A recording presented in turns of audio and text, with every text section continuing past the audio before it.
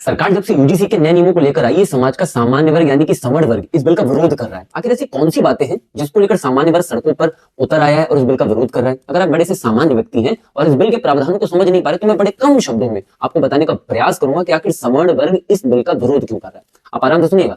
आपको पता होगा कि अगर एससी या एसटी व्यक्ति को जातिगत आधारित से अपमानित, उत्पीड़ित या प्रताड़ित करता है तो एससी एसटी वालों के पास एक एक्ट रहता है, एससी एसटी एट्रोसिटी एक्ट, यानी कि अत्याचार निवारण अधिनियम, कि अगर आपने उसे परेशान किया तो वो आपके खिलाफ शिकायत कर देगा और फिर आप पे कार्रवाई होगी।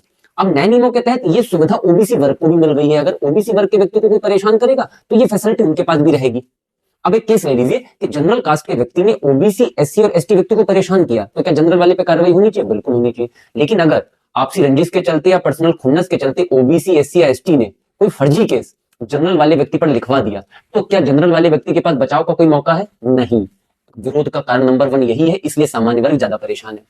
दूसरी चीज, अब मान लीजिए कि एक ओबीसी वर्ग के व्यक्ति ने एससी और एसटी व्यक्ति को परेशान कर दिया, तो ओबीसी के खिलाफ कौन सी कार्रवाई की जाएगी? इस बिल में कुछ लिखा है? नहीं, इस बिल में ऐसी स्पष्टता नहीं दी गई है, इसलिए सामान्य वर्ग और ज्यादा परेशान है। तीसरी चीज, पीड़ित पक्ष में ओबीसी, एससी और एसटी को रखा गया, मतलब ये कहा गया है मोटा मोटा इनडायरेक्टली कि परेशान हमेशा या तो ओबीसी होगा, एससी होगा, एसटी होगा। तो इनडायरेक्टली कहने का यह प्रयास किया गया क्या हमेशा परेशान जनरल कास्ट का ही व्यक्ति करेगा? तो यहां पर एक जो पूर्व धारणा देकर जो दिमाग में बनाई गई कि परेशान जनरल व्यक्ति ही कर सकता है या जनरल व्यक्ति कभी परेशान नहीं होगा, इसको लेकर भी सामान्य वर्ग के अंदर संदेह है। अब आप कहेंगे कि आपके सर अपने विचार क्या? देखो, परेशान कोई भी व्यक्ति हो सकता है, चाहे फिर एससी हो, एसटी हो, ओबीसी हो, जनरल, जो भी परेशान किया जाए उसको संरक्षित किया जाए और जिसने परेशान किया उसके खिलाफ कार्रवाई होनी चाहिए थी। क्या भारत में जातिगत भेदभाव होता है? बिल्कुल होता है। क्या जातिगत भेदभाव को रोका जाना चाहिए? बिल्कुल रोका जाना चाहिए, लेकिन सभी वर्गों को साथ लेकर, ना कि किसी एक वर्ग को टारगेट करके। 2012 के नियमों में यह था कि अगर एससी एसटी ने किसी व्यक्ति पर केस लिखाया और अगर वो केस फर्जी निकल जाता था तो जिसने केस फर्जी लिखवाया था उस पर जुर्माने का प्रावधान था। इस बिल में जुर्माने का प्रावधान नहीं लिखा गया है। इसी बात को लेकर सामान्य वर्ग ज्यादा परेशान है। अगर मुझे ऐसा लगता है अगर एक बिल की सभी बातें सही हैं तो पीड़ित पक्ष में हर वर्ग के लोगों को दिया जाए, जनरल को उठा के भी कर दो, उनका भी एक प्रोटेक्शन सेल बना दो कि अगर जनरल व्यक्ति को भी कोई परेशान करेगा तो उनके पास भी एक शिकायत करने का ऑप्शन रहेगा।